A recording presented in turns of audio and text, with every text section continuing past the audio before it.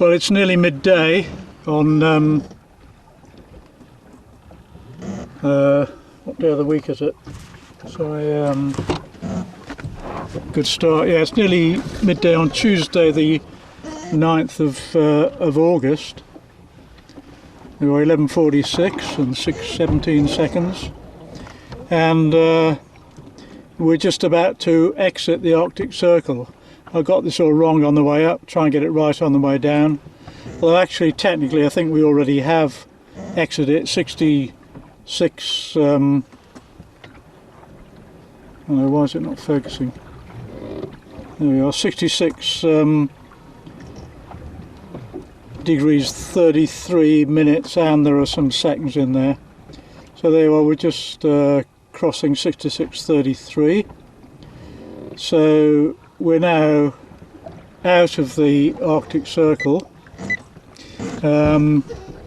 We've actually spent 40 days inside the Arctic Circle, so that's been a really interesting experience. I've learnt an awful lot during that time. So where are we now?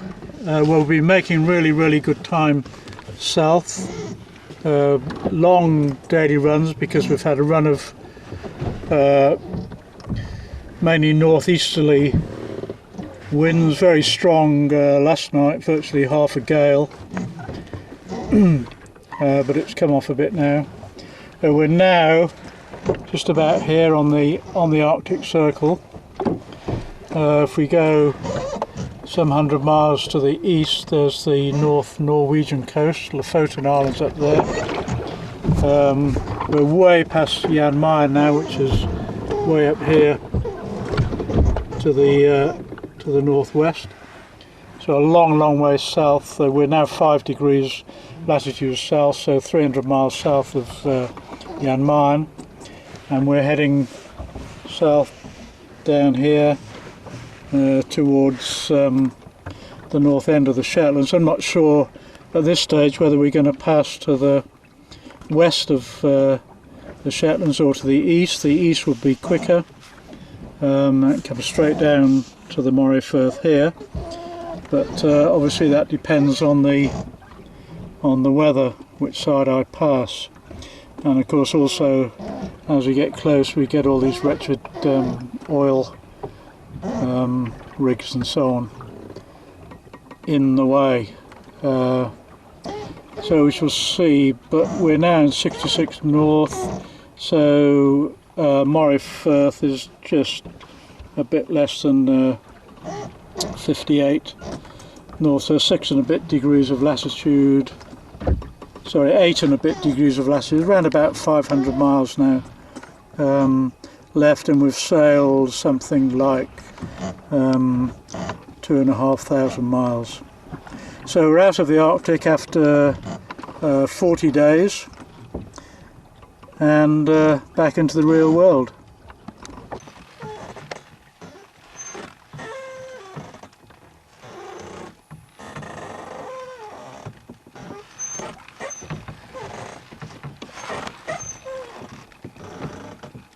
I don't know what this fellow's doing.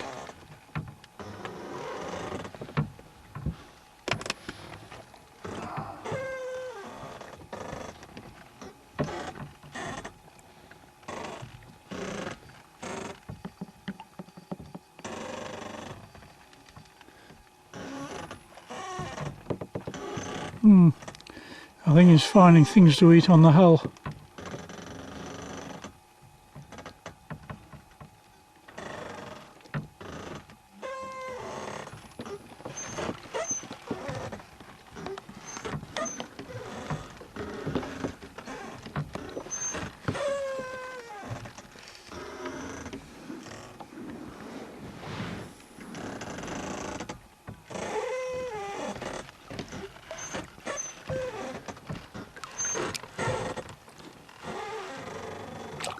Oh, we've got a jellyfish.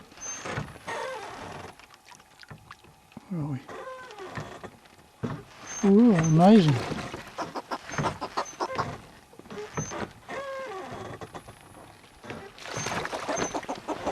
He caught a jellyfish. Well, it's Wednesday the 17th of August. We're now about 60 miles north of Viking and still making fairly slow progress in very light winds. The reason for this clip is just show you this wind vane, just in case it appears in any future clips and you wonder what's going on. This is a special light weather wind vane designed and made for me by my friend and fellow Jester Challenger Roger Fitzgerald. It's exactly the same weight as a standard Wind Pilot wind vane, but it's a lot thinner, therefore he's able to make it a lot bigger, so in very light winds it ought to produce more leverage. So I finally got round to putting it on for this voyage, seeing as we've got a lot of light weather at the moment. So we'll see how it works. Looking at it at the moment, it's absolutely huge on the back of the boat. It's quite a monster, so it'll be interesting to see how it works.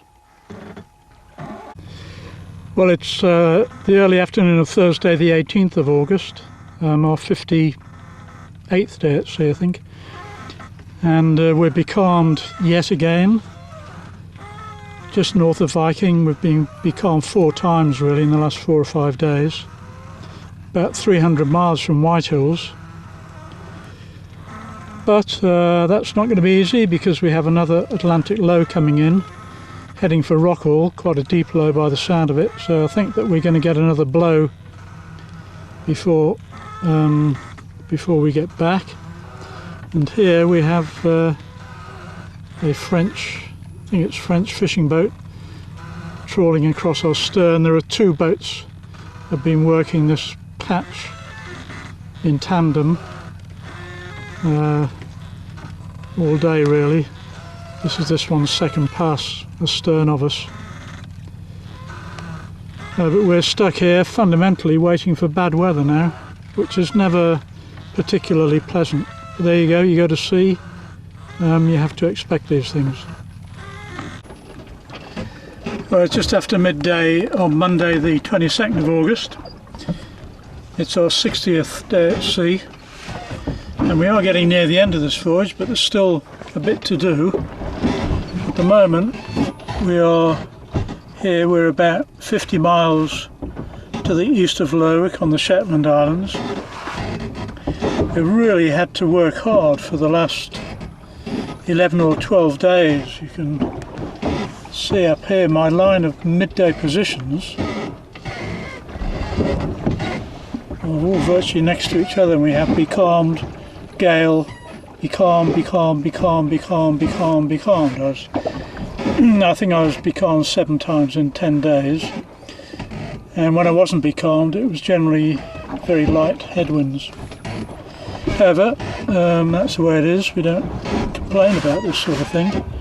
If you go to sea, you've got to just expect what you get. Anyway, our position here east of the Shetlands puts us now just about 180 miles from Whitehills on the Moray Firth. Of course, 180 miles with a strong following wind we could do in 2 days. With a reasonable following wind or beam wind we could do it in 3 days, but we really had messy weather around here, lows forming and disappearing, highs forming. Yesterday we more or less had a low formed overhead, but that's gone off now.